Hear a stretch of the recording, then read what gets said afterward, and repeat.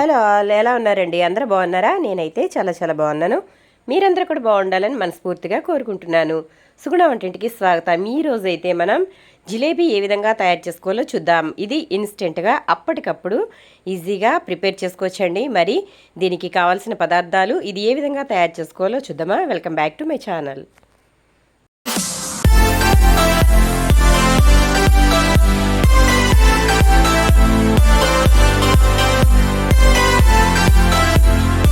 ముందుగా మనం జిలేబీ తయారు చేసుకోవడానికి మైదా అయితే తీసుకోవాలండి. నేనైతే ఇక్కడ మైదా ఈ కప్పుతో తీసుకుంటున్నాను. ఇది ఇందులో వేసేసుకుందాము.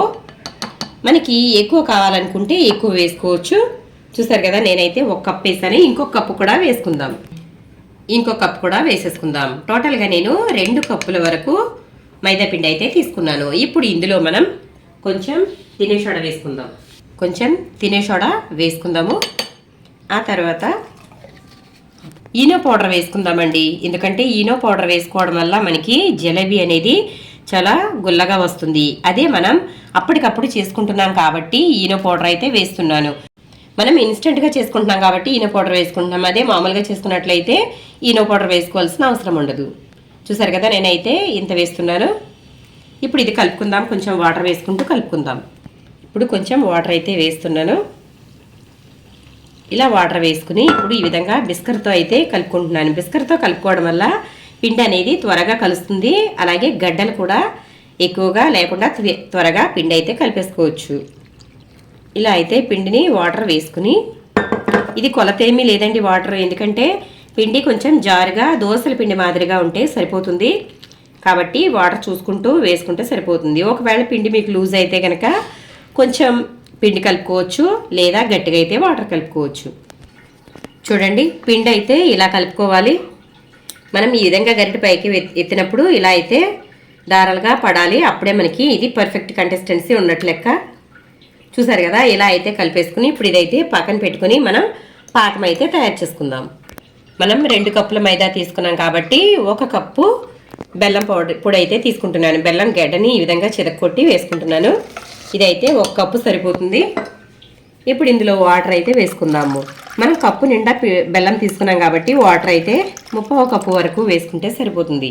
మనకి ఈ పాకంలో డిప్ చేసుకుంటాం కాబట్టి జిలేబీని ఈ విధంగా అయితే వాటర్ వేసుకోవాలి. మనం తీసుకున్న బెల్లం ఇప్పుడు వాటర్ వేసుకుని పెట్టుకున్నాం కదా, ఈ గిన్నె అయితే స్టవ్ మీద పెట్టుకుని స్టవ్ అయితే వెలిగించేసుకోవాలి. ఇప్పుడు ఇది తీగ పాకం రావాలండి. చూడండి, పాకం అయితే చక్కగా ఉడుకుతుంది. ఈ విధంగా ఉడికినప్పుడు మనకి పాకం ఎంతవరకు వచ్చిందో అయితే చెక్ చేసుకోవాలి. ఒక్కో దానికి ఒక్కో రకంగా పాకం పట్టుకుంటారు కాబట్టి మనం గులాబ్ జామ్కి 1 పాకం, అలాగే అరిసెలకి 1 పాకం, ఇంకా కాజాలకి వాటికి 1 పాకం ఉంటుంది కాబట్టి ఇప్పుడైతే మనం చెక్ చేసుకుందాము. ఇలా కొంచెం తీసుకున్న తర్వాత దీనిని కొంచెం చల్లారనివ్వాలండి. ఆ తర్వాతే ఇలా చెక్ చేసుకోవాలి. ఈ విధంగా 2 వేళ్లతో అన్నప్పుడు ఇలా చెక్ చేసుకోవాలి. చూడండి, ఇక్కడ ఈ విధంగా మనకి 2 వేళ్లతో ఇలా అన్నప్పుడు పాకం జిగురుగా రావాలి. అలాగే ఇలా 2-3 సార్లు అన్నప్పుడు 1 తీగ రావాలండి. చూడండి, 1 తీగ అయితే వస్తుంది. పాకం అయితే రెడీ అయిపోయింది. ఇప్పుడు స్టవ్ అయితే ఆఫ్ చేసేసుకుందాము.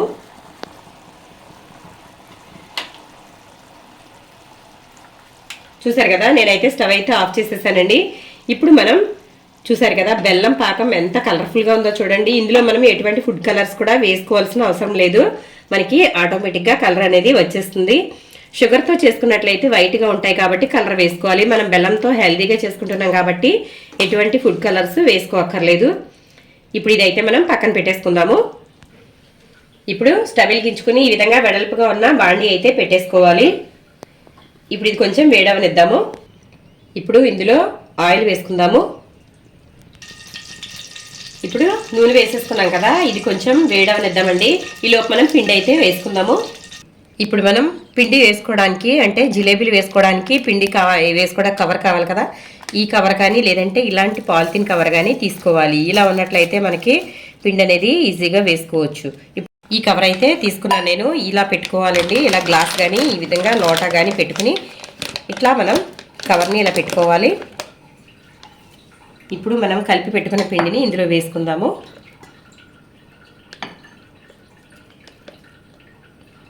ఇలా పిండి అంతా కూడా ఇందులో వేసేసుకోవాలి.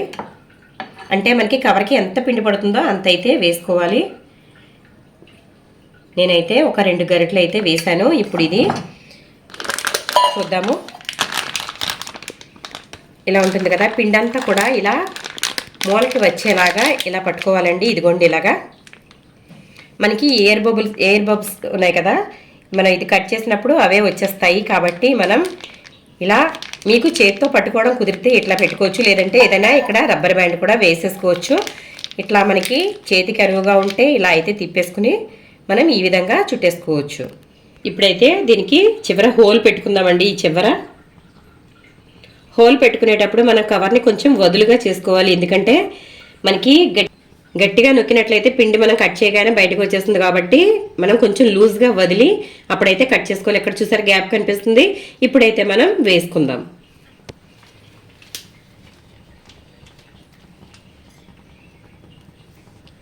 ఈ విధంగా వేసుకునేటప్పుడు నొక్కుకుంటూ ఇట్లాగా అనుకోవాలండి. ఇలా చుట్టుకోవాలి.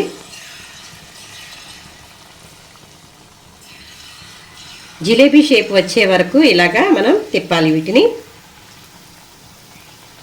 చూసారా, మనం ఈనో వేసాం కదా, అది వేయడం వల్ల మనం జిలేబీ వేసిన వెంటనే ఇది పైకైతే చక్కగా వచ్చేసింది.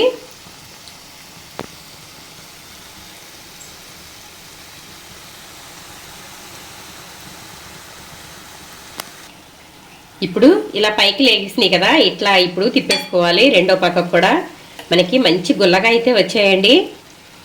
ఇట్లా రెండో పక్కకు కూడా తిప్పుకొని వేయించుకోవాలి. ఇవి మరీ ఎర్రగా కలర్ అయితే వచ్చేయాల్సిన అవసరం లేదు, కొంచెం వేగితే సరిపోతుంది. ఇలా కలుపుకున్న తర్వాత మనం ఈ రెండో పక్క కూడా వేగనివ్వాలి. చూడండి, మనకైతే ఇప్పుడు కలర్ అయితే రావాల్సిన అవసరం లేదన్నాను కదా, ఒక 5 నిమిషాల పాటు వేయించుకుంటే సరిపోతుంది. మనకి ఇవి వేగిపోయాయి. ఇప్పుడైతే మనం ఈ వేగిన వాటిని తీసి పాకంలో అయితే వేసేసుకుందాం. ఇదిగోండి, ఇలాగైతే ఇప్పుడు తీసేసుకోవాలి. కలర్ కూడా మనకి చక్కగా మంచి వైట్గా ఉన్నాయి కదా, చక్కగా వేగిపోయాయి. ఇప్పుడు ఇలా తీసుకున్న వాటిని పాకంలో వేసుకుందాం. మనకి పాకం చల్లారిపోయింది. ఇప్పుడు ఇవి వేడిగానే ఇందులో వేసేసుకోవాలి. ఇలా వేసుకున్న తర్వాత ఇవి డిప్ చేయాలండి లోపలికి. ఇలా డిప్ చేసినట్లయితే మనకి పాకం అనేది చక్కగా పీల్చేసుకుంటుంది.